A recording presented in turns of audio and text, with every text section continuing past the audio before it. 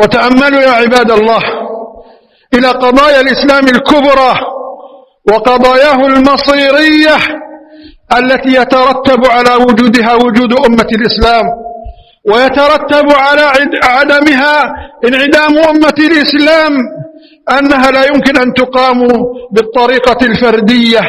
أنت ممكن تصلي قيام الليل وتتلو القرآن لوحدك، لكن صلاة الجماعة والجمعة والعيدين والجهاد والدعوة وتعليم العلم لا بد منها من مشاركة واجتماع وتعاون وتواص بالحق والصبر وتواص بالمرحمة، كما قال الله تبارك وتعالى: والعصر إن الإنسان لفي خسر إلا الذين آمنوا وعملوا الصالحات وتواصوا بالحق وتواصوا بالصبر.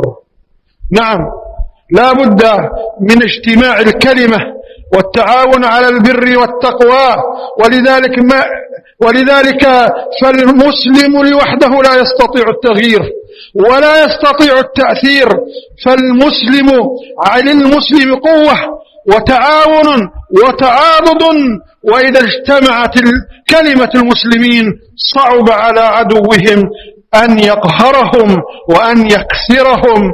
ألم تسمعوا بقصة الرجل الحكيم الذي أراد أن يوصي أبناءه قبل موته، فأعطى كل واحد منهم عصا أو رمحا فقال: اكسره، فكسر.